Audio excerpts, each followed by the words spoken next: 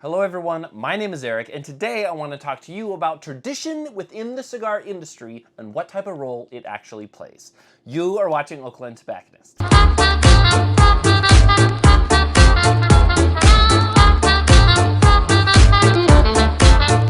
If you're interested in the Arsenio, the new fresh drop from Aganorsa Leaf or many other Aganorsa cigars, make certain that you join the OGT cigar community. Please don't forget to like, to comment, subscribe, and hit the bell so that you're alerted every time we produce new content. I had to turn off that light. It was a little bright out here. I want to talk to you about a very special project, and it goes back in history, goes back in time. So for anyone who has been following the channel knows that we love Aganorsa Leaf cigars, and they're known for those two major pillars of tobacco, and now recently three, and that's Corojo 99, Criollo 98, and Corojo 2012. If you have smoked their cigars, then you know that they have a very signature flavor, signature taste to them. Amongst the blenders and the owner of Aganorsa, Eduardo Fernandez, the owner of Aganorsa, has worked and had the opportunity to work with amazing blenders from Cuba and from New World and such beyond. That being said, there was a gentleman by the last name of Arsenio, and Arsenio originally came from Cuba, and originally, when he was in Cuba, he was given basically a form to fill out, because of course, at that time, it was the option of being a part of the Communist Party.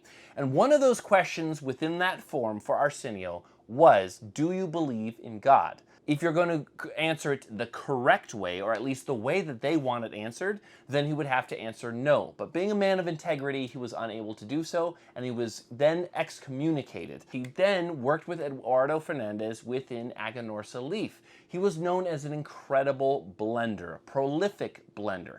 And through his insight and through his blending talents, he then helped Aganorsa Leaf in cigars that they have created.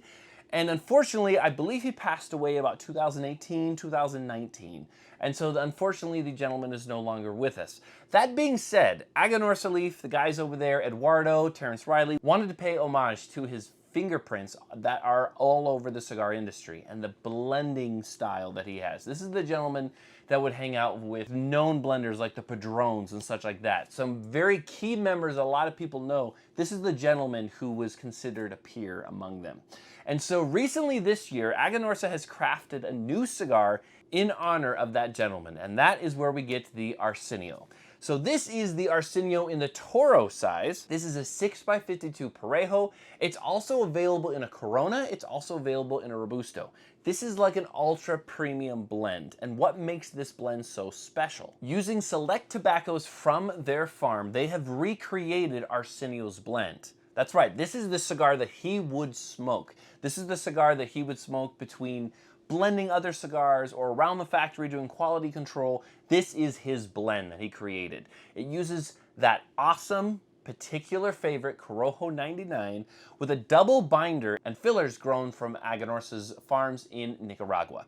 It is more in that medium-side blend. This is an elevated blend, so it's incredibly balanced. It has a great amount of flavor, a great amount of balance. And this is really a way to smoke history. So a lot of people who I've talked to before, I've told them this is a great time to be a cigar smoker because you have so many amazing cigars that are coming out in the boutique world, in the heritage world. Quality control is definitely better than it's been in the past, and it's hard to find like a bad cigar that doesn't smoke.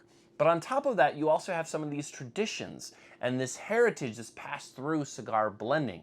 So while it's awesome to have these new blends, it's also really cool to see some of the ones that were very famous for some of these blenders or favorites for them to resurface to the top. And that's where we get Arsenio. This is a part of Aganorsa's history, and it's finally available to be enjoyed by anyone who's an Aganorsa fan or anyone who wants to give it a try. Sort of to display that homage to Arsenio, you have his silhouette on the label, then you have his name, and then the final O is a sort of a smoke ring, and then you have this beautiful gold and blue like graphic design. And if there's something I also love, aside from just the tobacco that Aganorsa uses, it's their design, their packaging. Terrence Riley's done an amazing job, and this is a great way to add to the portfolio and really add to just the overall depth of that portfolio. The flavor is amazing. It's one of those more dynamic blends that you're going to find within the cigars that they have created. This is a fresh drop, and it's somewhat of a limited one. In fact, for Robusto and Toro, there's only 2,000 boxes apiece, and then for Corona, 1,500.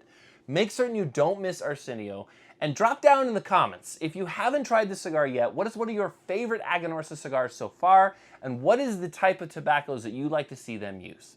As usual, thank you for watching, and we will see you next time on Oakland Tobacconist.